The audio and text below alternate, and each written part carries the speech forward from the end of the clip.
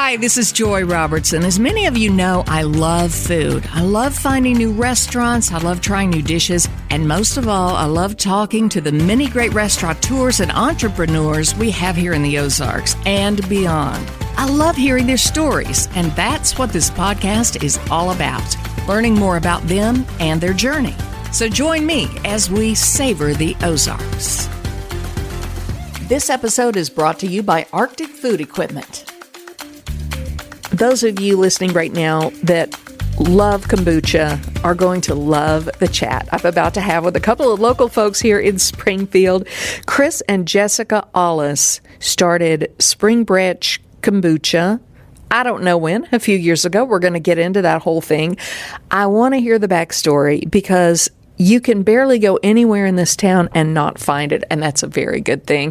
Thanks, you guys, for taking time to talk to me. Who wants to start with how this whole thing got started? Okay, Chris is pointing to Jessica. So, Jessica, lay it on me. All right. Well, I'll just start when you started drinking kombucha. Chris started drinking a lot of kombucha and to sort of help heal his gut. And he was drinking enough that he decided to start making it in our basement. And he already had beer brewing equipment, so he had... Okay, I started to say you would brew beers, so brewing something like that was not that big of a leap for you. It was an easy transition. It's actually easier if you've been brewing beer. If you've been brewing beer before and you transition to kombucha, I found it actually significantly easier because you can screw beer up like 20 different ways before you even get it started. And kombucha, there are like 20 different ways that you can screw up, and the kombucha is still going to turn out okay because it's so naturally oriented towards fermentation, and as long as you have it at the right temperature, that's really the only thing that's like a big deal. So it was fun to immediately transition from brewing something that was kind of complicated and frankly gave me a little bit of stress to brewing something that naturally wanted to get to this finished state, and that was the first thing I loved about kombucha. How interesting. Okay, let's back it up even more real quick and explain to people who may not be familiar, what is kombucha? So you mentioned, Jessica, that he wanted to get his gut health up to speed, digestion and what have you. Where did you discover kombucha? What was your foray into kombucha? Actually, we had just seen it started to show up on shelves in grocery stores, and was kind of curious. I was like, hey, that's a funny sounding word, and just kind of like most people, just grabbed it off the shelf for the first time. Like most people, didn't really like it the first time I tried it. It has that vinegary, fermented taste to it. It's kind of strange. It's not immediately, giving you that dopamine hit with like a sugary beverage would. But what I found was, after having a couple of drinks and sitting down saying, I'm not really wild about this, a few minutes later, I was like, wow, I kind of want to have another drink of that. There's like something about that vinegary bite that drew me back, which, for many people now, having done this for nearly 10 years, when we sample it, you can kind of tell there's some people that have that immediate, like, pucker face that they didn't like it, and you can kind of tell they may not be back, but there are a lot of people that can taste it, and you can kind of see the gears start to roll a little bit, and a few minutes later they kind of have that journey that I did, where they come back to it. They're like, wait a minute, there was something about that I really ended up liking, even though my initial body reaction was not that great. It's satisfying, though. Jessica, what about you? I hated it. Really? I hope you don't still hate it. I'm sure you do. No, I love it now. I had a couple of sips of Chris's kombucha every once in a while. I started to drink maybe like half a bottle every 2 weeks or something like that. So when Chris started brewing kombucha, I wanted nothing to do with it. There's, something weird growing in our basement, and let's just leave it and not think about it. And one day he came upstairs and said the famous last words, "I think I can sell this at farmer's market." And I had some experience in retail, and I had some experience in sales, and I kind of, looked up and thought, I'm going to have to try this because I'm going to have to sell this. Like, if he's going to sell it, I'm going to have to sell it too. And I tried it, and it was delicious. It was lemon hops, I think, wasn't it? Maybe. That was the first one that really we're like, okay, wait a minute, this is different. This might be more than a hobby. That was the and blueberry thyme immediately right around the same time was the same. Those two flavors just kind of jumped out there, as opposed to, I make dinner every night, and like 9 out of 10 times I'm like, we don't need to repeat this. But this time was different. But this one we needed to repeat, yes. That's fascinating. And kombucha is, what all is in it?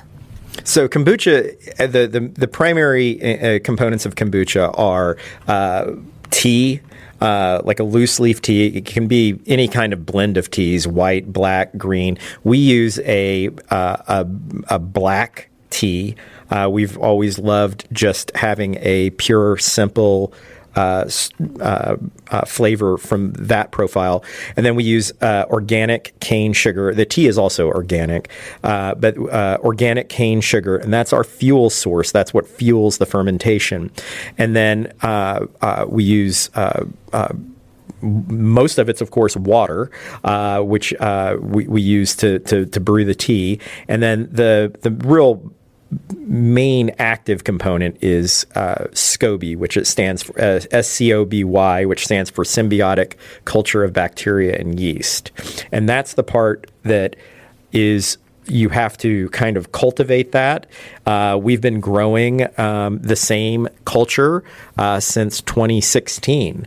And we started the business in 2017, and our first batches went out in 2018. And so it's been that same we actually ordered two small little 3-inch SCOBY pellicles, and I killed one of them pretty shortly out of the gate. But the other one has been running strong, and that's been our primary culture ever since. It's a living thing. Yeah. Yes. Wow. And so it somehow has, and I've never understood the probiotic, prebiotic. I do not understand that, but it is supposed to aid somehow in digestion. And I take it you felt better? Yeah. There's the kombucha is a helper.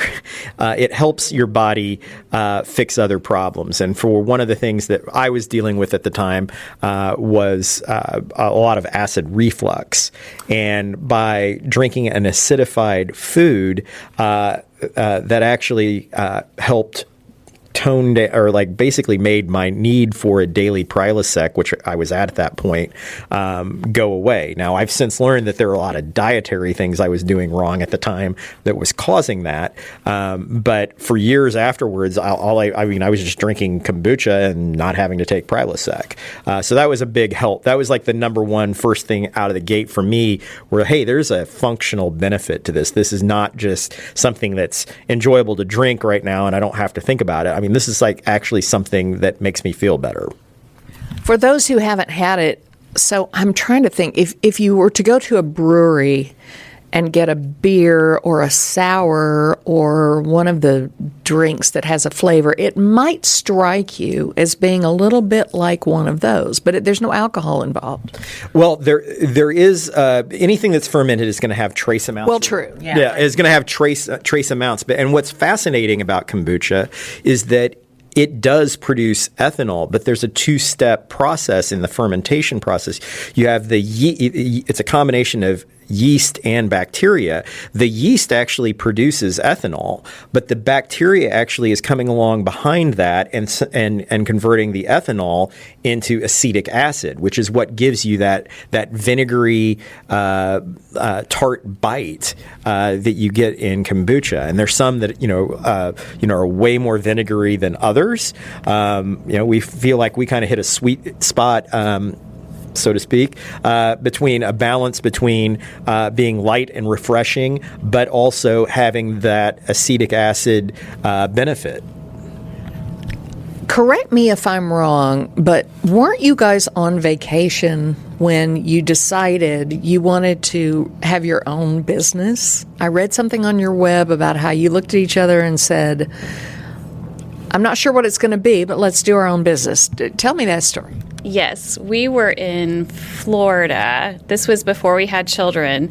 And we walked by, there was just a little sort of shack looking, just a really cute clapboard shack that was renting kayaks. And we just sort of stood there and daydreamed about what would it be like to show up in surfboard shorts and a tank top and just be on the water all day and rent kayaks, and we just kind of went down that rabbit hole for a few minutes and let ourselves dream. And that was the thing that made us realize that eventually one day we would want to start our own business and just work for ourselves, which is not as easy and glamorous as one initially thinks, but there's just a lot that goes into. It's not, I wouldn't call it pride. It's more developing the skills as you need them and that sort of thing. It's very rewarding in that sense. Anything you want to add to that? I would definitely agree that the dream versus the reality the reality is a lot different. Honestly, it's been a lot harder in terms of in some like emotional ways that I would have never considered. I think we could have. Anybody who starts a business knows that they're going to have difficult times, and that things are going to be hard. But like when you invest all of your time and energy into building something, and then things don't start to materialize, and there's like this emotional component that, hey, this is kind of like a child, and I'm kind of like, it's like the child is getting C- grades. We gotta bump these numbers up. I like that analogy. What did you do before? We were both bankers. Really? Oh, I don't think I knew that. At the same bank?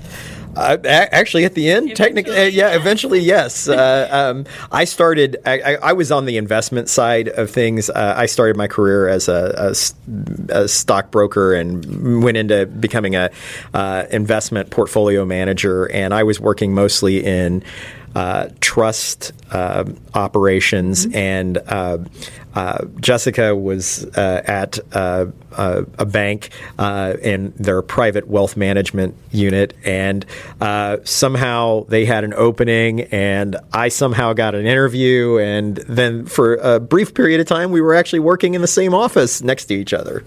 But this is like several years after we've already been married. So how long after you had this revelation when you saw the little kayak shack, did Chris come upstairs and say, did you know, Chris, at the time, this may be the thing. This may be the kayak shack? No, I did not. Really, I was just, I have to say, I was just, in that moment, I was just so impressed that I had grown something that, really, like, I was like, I'm kind of hard to impress. And I was like, I actually really like this. And so in that moment, then, I've always been a believer. And what that kayak shack moment was really about was finding something that you love and enjoy doing and being able to make that part of your life. Like where, if you're doing stuff you love, you never work a day in your life, right? And that, in that giddy moment there and making that exclamation, I hadn't necessarily thought all of that through. That wasn't like let's go buy a building and make a kombucha factory. But that was one of the first times in my life I had ever felt anything like that. Talk about the flavors. Because you said you started with maybe lemon hops, blueberry thyme, really good, really good. You have a whole slew of them. I can see cans. We're in one of your offices. Tell me about where you come up with your flavors. Well, we have always enjoyed pairing a fruit with an herb, something that complements, an herb that complements whatever fruit we chose. We initially got recipes for our home brews from the Kombucha Bible, the big book of kombucha, and that sort of gave us some ideas. And then we just went from there and sort of started playing with things. Our apple pie flavor, for example, is my apple pie recipe that I used to make, and I just took the filling that I make and we put it in the kombucha, and it worked. That's a seasonal thing, right? Am I right about that? Well, actually, no. We have now. It is going to officially be a year-round flavor now. In fact, actually, just last week we made our first delivery of apple pie to our both of our primary distributors. So it will be out there in the wild here shortly, and it should be available to all of our retailers at that point. Apple pie had been a little bit more of a boutique flavor. It wasn't as widely available, and we're expecting it to be out there on the shelves, like right up there with strawberry rose and elderberry ginger as our top selling flavors. Well, see, that's what happens when the fans love it, right? They say, "Why? Where's the apple pie?" I mean, come on, right? Is that how it happened? Yes, that's basically how it happened. We would get comments at farmers market, when are you going to are you selling apple pie? When are you going to have it? Emails, inquiries, that sort of thing. And then when we launched it just a few weeks ago, I worked market that day, and people showed up and bought like a couple of cases at a time because they didn't want to run out. So yeah, the public has spoken, I suppose. Well, and you listened. What are your other flavors? What are some of the other ones that you have gone with on a steady basis? Well, we have 6 now primary flavors in our core offering, which are blueberry thyme, elderberry ginger, lavender, lemon hops, apple pie, and strawberry rose. Those are like the kind of like the 6 core flavors. And then we're trying to get a seasonal rotation that's kind of more official, that people can be accept or expect, and that includes flavors like cucumber jalapeno mint, French tart, peach mint, our new Ohana flavor, which has been really extremely popular, which is strawberry, hibiscus, and ginger. And then we will eventually get back. We one of our original flavors that we launched with, and we haven't been able to work back into the rotation, is a coffee kombucha, which, interestingly, I'm seeing a lot more, like coffee kombucha is all of a sudden becoming very popular, and I was like, wait, we did that in 2018. we need to get that back out there because it's happening now. I never heard of that. I've never seen a coffee kombucha, and I didn't know you did one. So the minute you get that one, you just shoot me a text, let me know it's here. I was at the market Saturday. Jessica ran into you. I had the Ohana on tap. Delicious. Does that have anything to do with this tie-in with Maui and the fires? Tell me about that. I read about that on your on your website, and I thought that was a really cool idea, very generous. Tell me about the tie-in with Maui. Yeah, so there was a back during the Maui wildfires, which I believe were in 2023. There was a kombucha brewery on Maui, and they were firsthand witnesses to the devastation that occurred during that. And they kind of put out a call to everyone in the kombucha industry and asked for people to make their own version of a strawberry, hibiscus, and ginger kombucha, and donate sell that, do it as a fundraiser, and donate the proceeds to the wildfire relief fund on Maui. And so we'd never done anything like that before, but it seemed like a really great way. Like, whenever you see tragedy, right, you always want to try to help, and like, wait, here's a way we can bring maybe some awareness to it, and raise some money and do it for a good cause. And so we had a hole in our production schedule. We were able to get out there, put something together pretty quick. Our label manufacturer rushed through an order for us really quick, and we were able to get a canned product out there that we partnered with Mama Jean's on that, and we sold it at the farmers market. And I cannot remember exactly the amount that we raised, but for a relatively small production run, I think we raised around $2,000. And we donated all of that to the Community Foundation of Maui. I can't remember the exact title of that, but that was the genesis for it. And we made that flavor. And then ever since then, everybody's like, when are you bringing it back? When are you bringing it back?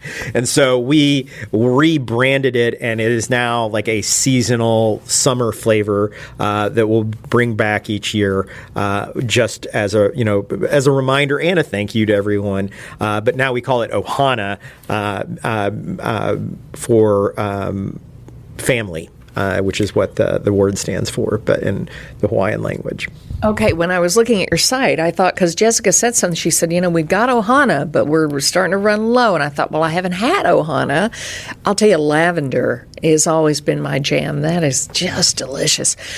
Okay, when you were brewing in your basement, that is an entirely different thing than Jessica's kind of nodding like, oh, yeah, entirely different thing than what you're doing now. And you mentioned distributors. It has been a road and a process to get here. Chris, did you have the slightest idea what it would be like to can a beverage and store something, and the work involved? It's like, making yourself a 6-pack of kombucha is one thing, but did you have any idea how to do any of this? Everyone would have a much better, easier life in the beverage industry if everybody just bought their beverages on draft out of kegs. That's the easiest way in the world. I mean, that's how we started. We went 3 years only kegging our product, and that is a real honestly very easy process. It's not a real heavy manufacturing type of process. Endeavor, yeah. But in 2020. With the COVID shutdown, and it kind of pushed us finally in the direction that we really actually need to be a consumer packaged good, and we need to be on shelves, and we need to be out there and easy for people to grab and go. And yes, canning has really changed the whole game of how we're out there, but. Yeah, my father passed away before we started this business. He would never have imagined in his life that his oldest son and his youngest son, my brother, who is our head brewer, would be basically running a production line several times a month. Canning beverages. He would have never. It would have never even crossed his mind that that's something that we would do. And now we work together every day. I remember you mentioning he was your head brewer, so it's a family affair, and you've got a couple of different locations here in Springfield, but where people see you is in stores like Mama Jean's and maybe, on tap at a local brewery or something like that. I remember going in and getting it, and you could get it refilled. You could take your growler in and get it refilled, and I guess you can still do that in different places. Well, actually, I'm really excited that you brought that up, because we on Thursday, the Ozarks Farm Stop just had their soft open downtown, and we are really proud and excited to be part of that, and we are really excited even more because draft refills of kombucha bottles are back in the city of Springfield. So you can take your bottles to the Ozarks Farm Stop, and we will be and we're from our point of view, Ozarks Farm Stop is the Spring Branch Kombucha tap room. That's how we're going to look at it. We're going to be down there on a regular basis. We're going to, as they get going, we'll have special events, and we're going to rotate flavors, and at some point we're going to even start get back to experimenting with flavors, and have that lab experience where people can come down and try us and give us some real-time feedback of what we're doing. But we're really excited about the Farm Stop concept, because in addition to us, a lot of farmers are going to be able to bring their produce, and at a minimum, everyone that, every 70 cents on every dollar that people spend in that store goes directly to that farmer, that supplier, in that relationship. And so it's a really novel concept for the Ozarks, and it's going to be really exciting to see it. And with just a couple of days being open, they've been very busy. That's fantastic. I'm really looking. I've been there when they had a little bit of a soft open. I just went in and met everyone. But this is in the Wheelers building at South and Walnut, downstairs in the big space, the big open space, and kind of like a year-round farmer's market. So I'm delighted that now I can bring my growler and get it filled up, for whatever flavor I want. And if you do any of the sort of lab-type testing, you call me, because I want to be part of that for sure. How far out do you ship Spring Branch Kombucha? How far? Because I know you just showed me where you've got a huge cooler full of product and you ship it right on out the door. How far have you shipped this? Alaska. Wow. And what's really interesting is that when you ship products, the first customers that seem to find you appear to be customers that are much more used to using shipping as a mode of getting things to them. So, I'm finding out, I didn't know New Hampshire had an island. I've got multiple customers on an island in New Hampshire. I have we have multiple customers in Alaska.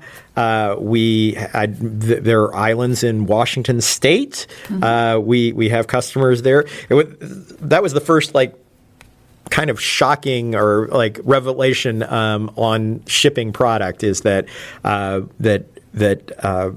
there's some places that shipping is not a convenience; it's actually almost a requirement if they want to offer more than the basic staples. Whidbey Island, Bainbridge, I can think of. Outside of Seattle. I mean, interesting, though. Interesting that you would learn a lot of things in terms of how do you get it from point A to point B. And it's a vibrant bunch of shipping that you do, it sounds like. Yes, and we've been constantly evolving it. We use a lot of 2-day shipping. Kombucha is not the easiest thing in the world to ship. It's a live culture product, so Mondays are our busiest day of the week because we don't ship anything that takes more than 3 days. So we're kind of in a window. Like Mondays and Tuesdays are the days that we're really getting things out the door. Wednesdays, if we get some orders in, we might use 2-day shipping options if those are available. We more or less shut it down unless we can get it to them overnight on Thursdays, and then. Yeah, then we get orders over the weekend and then back at it again. It's kind of a fun cycle every week right now. I know has to be like being on a treadmill, and now you have a family too, so you've got your hands full all directions. You were a big fan, which is why you believed in it. What was the local response? Were you surprised at locally how people took to it? We were surprised. I always tell the story about that night after Chris came to me and said, I want to sell, I think we can sell this at Farmers Market. I then took it to my mom friends, and they were sort of our first marketing research team. And they were really receptive of it. And then we started doing the investigation of what it would take to build a brewery. It's not something that you can just do out of your basement. And there was a lot of local interest immediately. We found ourselves after Elisa Zhu came out to interview us about our building. We bought the building, and she came out to see what we were all about, and found 2 days later we found ourselves on the front page of the news leader. Yeah. People were really excited about the first kombucha brewery, I suppose. So, and we've had a lot of local support since then. And honestly, any event that I do, there's still curiosity about it. There's still quite a few people who don't even know about either kombucha or us, and it's pretty amazing, because we thought by now we would have saturated the market, but there's still plenty of people out there that need kombucha, that are still learning about how much they like it. What's your favorite flavor? I love cucumber jalapeno mint. That's my favorite. This summer, Ohana kind of replaced it, because the Ohana is just really good, and it's so smooth, and so those are my top two. Those are your top two, okay. Which is inconvenient for me because they're summer flavors, but. Well, the owner, Right, you could maybe pull some strings here. What's your favorite? Elderberry ginger. I mean, there's just like head and shoulders for me above everything else that we make. That it's the most unique flavor in terms of it has like the elderberry and the ginger really seem to interact really well with with our culture, and it has it has everything that I love about kombucha in one flavor. What do your friends tell you now? Like, I think I can go to a brewery and sit and have a kombucha and be completely happy. I mean, I would imagine that there are people who drink a heck of a lot less beer and a lot more kombucha. Actually, non-alcoholic lifestyle is the biggest development for our business since we started. It was not even on our radar when we started that we would be attracting and talking to people that were looking to replace and completely cut out alcohol out of their diet. I had I'd love to be able to say, oh yeah, we knew this was coming and we were going to get ready for it. No, we did not. I've personally cut way significantly back to almost to the point of not drinking at all. And I've found that, my life is a lot better.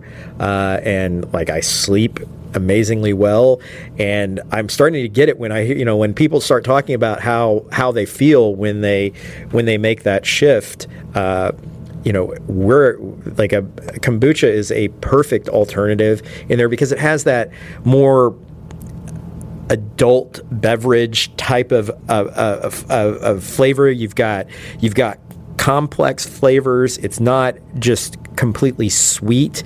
It is it's a kind of a mocktail all on its own, but it has great applications as a base to be used in other mocktails, especially if you have talented bar staff that are able to come up with creative and inventive ways to put the product out there. So it's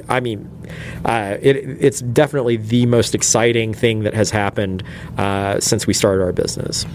I was invited to a Super Bowl party. I don't remember, it was a few years ago, and that's what I took. I grabbed a 6-pack of Spring Branch and took it with me and just had a great night with no alcohol at all, and you don't miss it, and it's just so good. You've even done pairings with like Askinosie chocolate on your website. I thought that was interesting, Jessica. Yeah, was that your idea?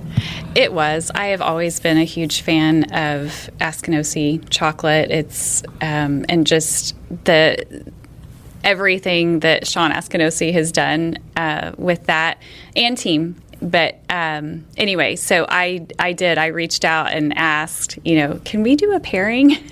Because I wanted to get in and, meet people. And it was actually really successful. They have a lot of really interesting notes in their chocolate that pair very well with our various flavors of ours. And it was a really fun event. Yeah.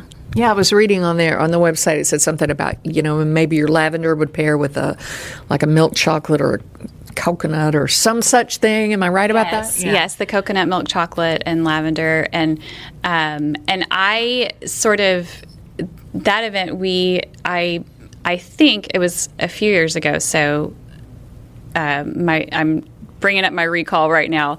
I took some samples to them, and then I let their team pair everything because they know their chocolate so well. Oh, yeah.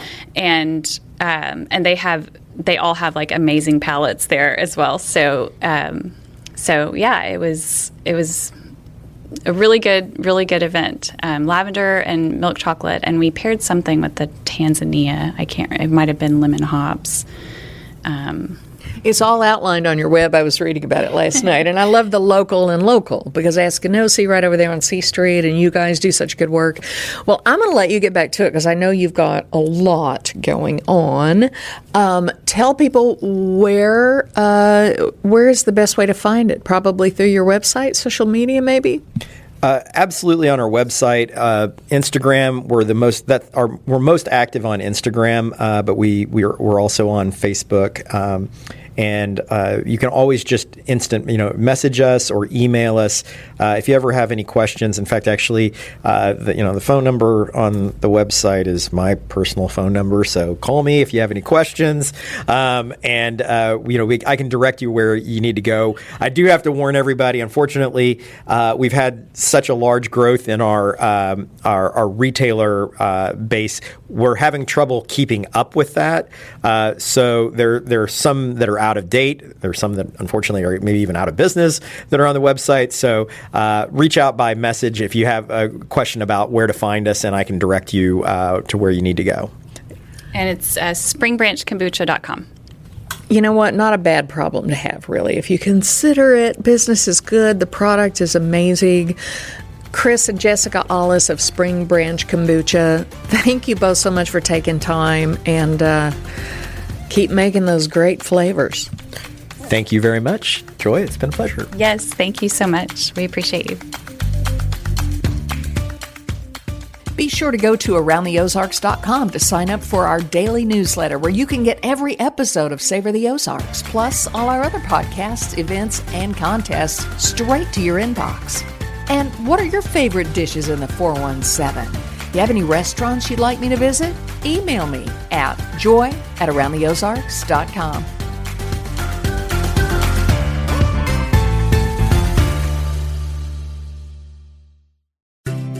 Need a part for your fryer, oven, ice machine, or HVAC unit? Arctic Food Equipment has you covered. Hi, I'm Nathan. Our experienced part department helps you find exactly what you need. No guesswork, no stress. From name brand OEM parts to aftermarket specialty solutions, we've got it all. Stop in today at 1501 South Enterprise or give us a call at 417-888-0100. At Arctic Food Equipment, your success is our business always.